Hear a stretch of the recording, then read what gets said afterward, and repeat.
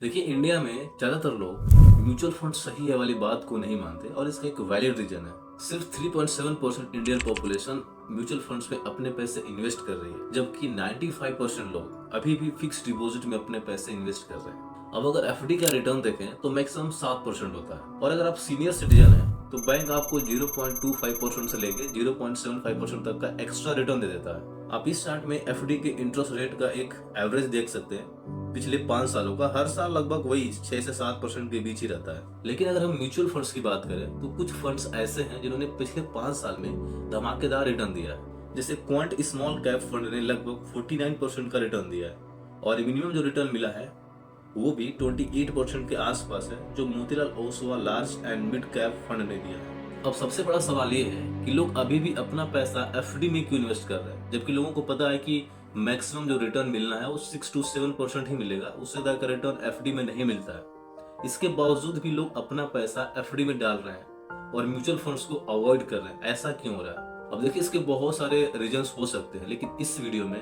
मैं सिर्फ 5 valid reason के बारे में बात करूंगा। अब इस वीडियो को बनाने का मेरा मकसद बस इतना है कि इंडिया में 95% लोग अभी भी उस चीज में अपना पैसा इन्वेस्ट कर रहे हैं जहां पर रिटर्न कुछ मिलता ही नहीं है। अभी जो चार्ट्स मैंने आपको दिखाए थे फिक्स डिपॉजिट का, जिसमें मैक्सिमम 7% का रिटर्न मिलता है, अगर देखा जाए तो एक्चुअल में वो 7% भी आपको बैंक नहीं देती है। अब ऐसा क्यों होता है उसके बारे में हम बाद में बात करेंगे। चलिए, सबसे पहले मैं आपको 5 रीजंस बताता हूँ कि इंडिया में लोग अपना पैसा म्यूचुअल फंड्स में इन्वेस्ट क्यों नहीं कर रहे हैं। अब इसके बाद मैं आपको एक इंटरेस्टिंग बात बताऊंगा वीडियो के लास्ट में। तो ये वीडियो आपके लिए बहुत ज्यादा इंपॉर्टेंट होने वाली है। अगर आप एक इन्वेस्टर हैं या फिर अपना पैसा इन्वेस्ट करने का भी प्लान बना रहे हैं तो ये वीडियो शुरू से लेकर लास्ट तक देखिए। अब वीडियो स्टार्ट करने से पहले आप सब लोगों से एक छोटा सा रिक्वेस्ट है, जो कोई भी इस वीडियो को देख रहा है प्लीज लाइक कीजिए, ताकि ये वीडियो ज्यादा से ज्यादा लोगों के पास पहुंच सके, क्योंकि लाइक करने का कोई पैसा नहीं लगता, it's totally free. So let's start the video. Reason number 1, not aware how it's works. आपने कभी ना कभी म्यूचुअल फंड्स के बारे में जरूर सुना होगा, लेकिन सच बताइए कि आपको ये समझ में आता है कि म्यूचुअल फंड्स काम कैसे करते हैं? मुझे पता है बहुत सारे लोग ऐसे हैं जिनको नहीं पता कि म्यूचुअल फंड्स काम कैसे करते हैं। अब ऐसा क्यों? क्योंकि टीवी पर जो एड्स आते हैं उनमें ये लाइन सुनते ही हम डर जाते हैं, mutual funds investments are subject to market risk, please read offer related documents carefully before investing. अब इस लाइन को सुनने के बाद हमारे दिमाग में एक सवाल उठता है कि कहीं पैसा डूब तो नहीं जाएगा। और ये जो डर है हमारे अंदर वो एक नेचुरल है, क्योंकि हम लोग एक ट्रेडिशनल सोसाइटी से हैं।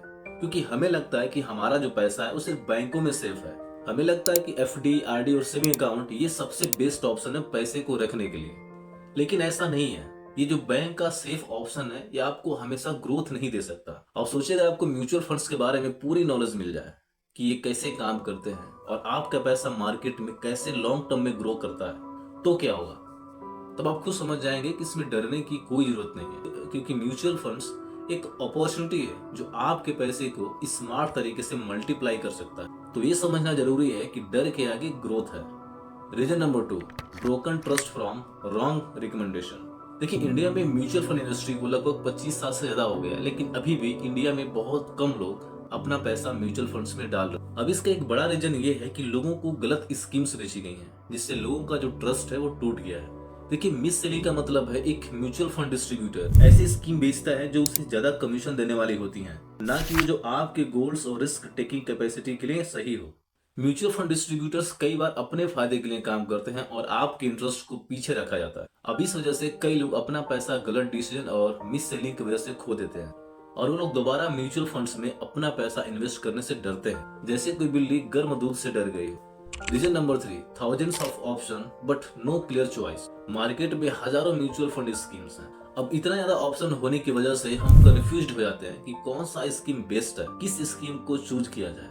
अगर आपको ये समझ में आ जाए कि हर स्कीम आपके पर्सनल गोल के हिसाब से कैसे फिट हो सकती है, तो आपके लिए डिसीजंस लेना थोड़ा आसान हो जाएगा। जब आपको सही गाइडेंस और नॉलेज मिलती है तो आप अपने इन्वेस्टमेंट से अच्छा खासा रिटर्न जनरेट कर सकते हैं। अब देखिए, आपको यहाँ पर ये समझना जरूरी है कि म्यूचुअल फंड्स सबके लिए सेम नहीं है।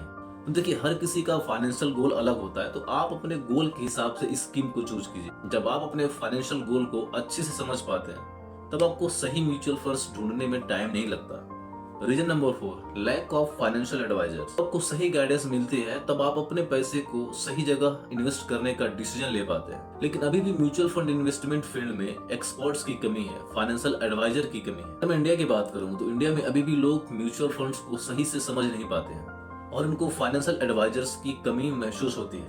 अब आप सोच रहे होंगे कि आपको सही एडवाइस कहाँ से मिल सकती है। तो बात वो है कि हमारे देश में अभी भी 1 लाख से ज्यादा म्यूचुअल फंड डिस्ट्रीब्यूटर्स हैं, लेकिन उनमें से बहुत सारे लोग अपने कमीशन पर ध्यान देते हैं, आपके गोल पर फोकस नहीं करते।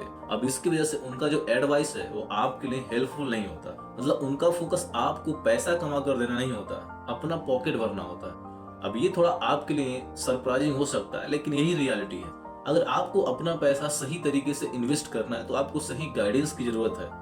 अब जैसे हम अपने हेल्थ का ध्यान रखते हैं वैसे ही हमें अपने फाइनेंशियल हेल्थ का भी ध्यान रखना चाहिए। और जब आपके पास एक सही फाइनेंशियल एडवाइजर हो तो आपके लिए सही स्कीम चूज करना आसान हो जाता है। Reason number 5, mis selling of product. जब लोग म्यूचुअल फंड में इन्वेस्ट करते हैं तो अक्सर लोगों को ये नहीं पता होता है कि रेगुलर म्यूचुअल फंड्स प्लान और डायरेक्ट प्लान में क्या फर्क है।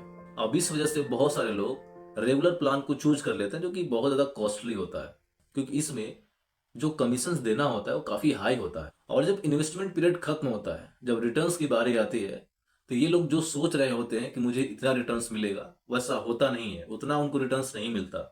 अब इन सब का रीजन ये है कि कुछ एजेंट्स अपने फायदे के लिए गलत प्रोडक्ट्स बेचते हैं जो उन्हें ज्यादा कमीशन दिलाए। अब ये एजेंट्स इन्वेस्टर्स को गलत होप दे देते हैं अपना प्रोडक्ट बेचने के लिए। इसलिए बहुत सारे लोग म्यूचुअल फंड्स में अपना पैसा इन्वेस्ट करने से डरते हैं, उनको लगता है कि वो अपना पैसा खो देंगे। देखिए, सबसे पहले आपको ये समझना जरूरी है कि म्यूचुअल फंड्स में पैसा डालने से पहले आप अपने फाइनेंशियल गोल्स और रिस्क टॉलरेंट कैपेसिटी को समझिए। अगर आप अपनी इन्वेस्टमेंट जर्नी को सही तरीके से समझकर शुरू करते हैं तो म्यूचुअल फंड्स आपके लिए लॉन्ग टर्म वेल्थ बनाने का एक अच्छा तरीका हो सकता है। अगर आपको सही गाइडेंस और रिसर्च मिलती है तो आप म्यूचुअल फंड से अच्छा खासा रिटर्न जनरेट कर सकते हैं। जैसे हमने देखा म्यूचुअल फंड इंडस्ट्री 2019 से 2020 में ये 22.26 लाख करोड़ थी और 2020 से 2021 में 31 लाख करोड़ हो गई। अब इससे ये पता चलता है कि इंडिया में अब लोग म्यूचुअल फंड्स को अपना इन्वेस्टमेंट ऑप्शन बना रहे हैं, लेकिन अभी भी बहुत सारे लोग एफडी और दूसरे इन्वेस्टमेंट ऑप्शन में अपना पैसा डाल रहे हैं। लोग म्यूचुअल फंड्स में अपने नॉलेज की कमी की वजह से पैसा डालने से घबरा रहे हैं।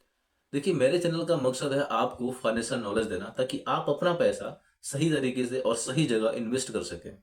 तो आज की वीडियो को बस यही खत्म करते हैं। अगर आपको कुछ डाउट है तो आप कमेंट करके हमसे पूछ सकते हैं, मैं आपके हर कमेंट का रिप्लाई।